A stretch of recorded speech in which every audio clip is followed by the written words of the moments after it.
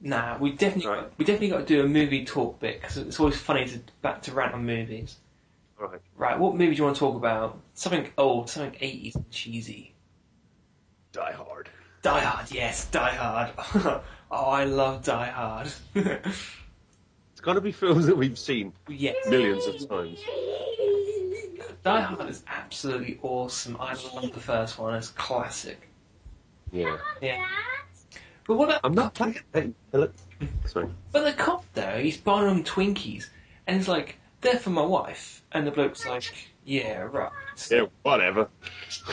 I mean, surely they're not healthy. I mean, they're full of sugar and was it vitamin B, C, and red, yellow dye number 5. Have you had a Twinkie? Yeah, I don't know. I mean, what's the UK equivalent of a Twinkie? Uh, I don't know. I think they're like a sponge thing. Yeah, Have you ever had camembert cake? yeah, like one of Yeah, it's them. basically very similar. Actually, to be honest, I don't know, but we know that there's going to be a few Americans, so maybe we could just ask them rather than guessing and looking like idiots. Or maybe, What the hell's Twinkie? what's a Twinkie? Looks like a yellow caterpillar to me. Or what I could do, right? I could maybe order some of eBay and we could eat them live in the next podcast. Do you think they're going to survive that long? Well, they might be a little bit flat and a little bit, well, steamed because they'll be in a packet and you think about it, they're going to be in the mail, they're going to get warm. Hang on. Talk. I'm going to Google it. What the? It's a Twinkie. I will find out. But of course, if our friends over the pond have got any ideas Yeah. as to what it is, what is a? End of the day, we're English. We don't have Twinkies. We see them in films all the time. Please tell us, what is a Twinkie? What is in it? What does it taste like? Send us It's a some. gold. Hang on. Right? It's a golden sponge cake with creamy filling. Mmm. Nice. So what the hell's an Oreo? Well, we do get Oreos actually. Yeah, we do actually. We never used to. When they were on like, say, Die Hard, for instance, Well, or Oreos. films of that ilk, we didn't know what the hell an Oreo was. Yeah. That's like Mountain Dew. I mean, do you know what Mountain Dew is? Mountain Dew. Right, I was talking to someone, right? Mountain Dew is basically, it's like a fizzy, syrupy drink, very sugary. You couldn't have a whole can. It's sipping soda. The idea is you pour it into a little cup and you have little bits. It's basically too sickly to have it as a big drink. Sounds disgusting. Yes, it does. I actually saw a video of someone, he actually imported a whole, like 8-pack. You know, and I was talking to him about it, and I said, never tried it. And he said you can buy them quite cheaply on eBay. But imagine, though, do you get Mountain Dew sellers in the UK who import the stuff and then sell it? Well, imagine meeting someone at a bar, and it's like, what do you do for a living? Oh, yes, I'm a Mountain Dew trader on eBay. I suppose I've never seen food and drink on eBay. I might have to check that out. Actually, well, drinks, because I mean, it's like that leprechaun cereal. You can actually buy them on eBay. Lucky Charms. Lucky Charms. Right, back to Die Hard though. Yes. That's a really cool action film because you think about it, right? It's self-contained in a building, and it was done for budgetary reasons, but it really works. Yeah. But surely, right, out of all them terrorists he killed, he could have got at least one pair of shoes that fit. Yeah, that's so annoying, isn't it? Or couldn't he have found some towels and wrapped them around his feet or something? Or I'm sure if I was him, I would have got some shoes. In the first place, because everybody knows that doesn't work for jet lag. It worked for him, apparently. I'm having a really bad day. And he's like, are you alright? And he's like, and the black goes, and he's like, I just ate a 500-year-old Twinkie.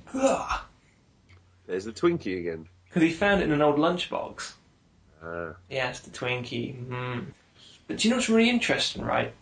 They're actually doing a remake of GoldenEye on the Wii. But guess who's playing Bond? Not Pierce Brosnan. Daniel Craig. Honestly, they are remaking GoldenEye, and it's going to basically have him doing it. I'm not really. Yeah. I'm not really a fan of Daniel Craig. He's alright. didn't mind Casino Royale, but it was a very brutal film. It wasn't your typical Bond film, was it? Yeah, but the thing I liked about that film was it focuses more on the mindset of Bond because you're not seeing him shooting or killing. A lot of the time, you're seeing the way he composes himself, especially around the casino table. To me, that is like as action packed as a gunfight. That's what annoyed me about Quantum of Solace. They went back to the old Bond style, and it was just. I liked seeing him talking. I liked seeing him interact. I liked seeing him bluff. But that's just me, though. I mean, I think Quantum of Solace was a flawed film because they literally made it in about a year. Now, normally the turnaround time in a Bond film is what, minimum 3 years? Has there ever been a Bond film made in less than 3 years? Not very. Well, yeah, because the early ones, they used to just chuck them out every year, didn't they? I thought there was at least a 2 year gap. Yeah, when Sean Connery was doing them, they were knocking them out every year because at the end of the day, they didn't have the money, so they were literally. Mm. If you look on the internet and you see the dates they come out, Yeah. when they made one, they were already in. They already had the one they wanted next. That's why at the big end of the credits, James Bond will return in. Yeah. They already knew which one was happening next, didn't they? But I think as the series progressed, there was a bigger distance. I mean, literally, after Timothy Dalton, you had, what was it, 5 years? Or Yeah. Pierce Brosnan, I did actually like. I do feel that he was exactly what the 90s needed for a Bond. He was the 90s Bond, Yeah. except his last two films, which was Die Another Day and Tomorrow Never. Well, I think how did it go? Right, you had Goldeneye, and then it was what was it? Tomorrow Never Dies. Then you had The World's Not Enough, and then you had Die Another Day, and Die Another Day. I mean that intro by Madonna. I mean. I'm gonna break that thank you. Right, I've just while we're talking, Yeah. I'll tell you when the Bond films are out. I'll do this as quickly as I can. Right. Right.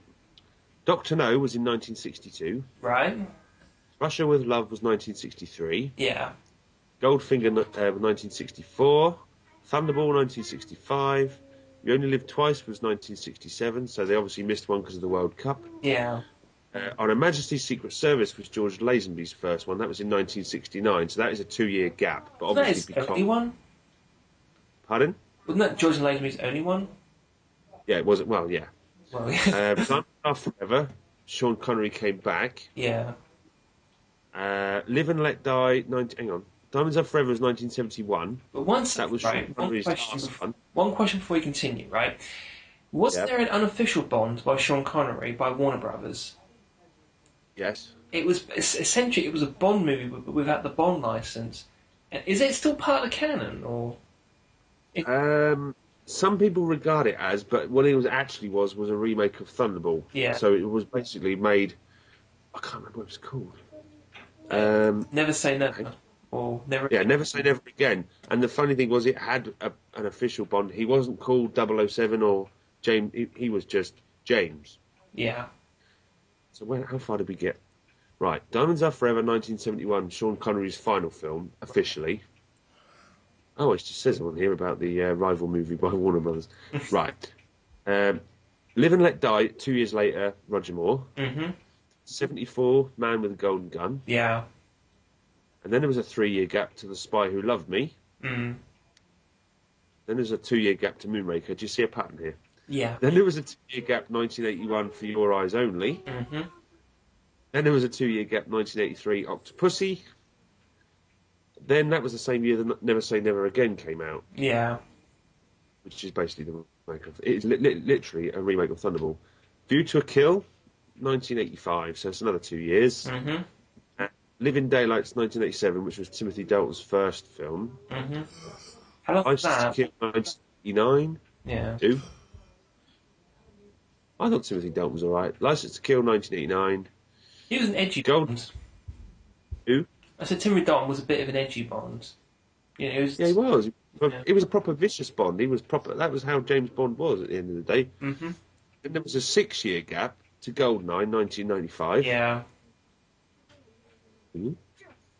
Someone's got the date wrong on this. This says 1977. Tomorrow Devon Dies. Yeah. I'm guessing that in 1997. I think so. So that's The One Enough, 1999. Die Another Day, 2002. So that's a 3-year gap. And then we have 4-year gap until Casino Royale and Quantum of Solace scheduled for release. So this is obviously old. 2008. That was done So just in a year. Yeah. So that is basically that. Yeah. So they were basically knocking them out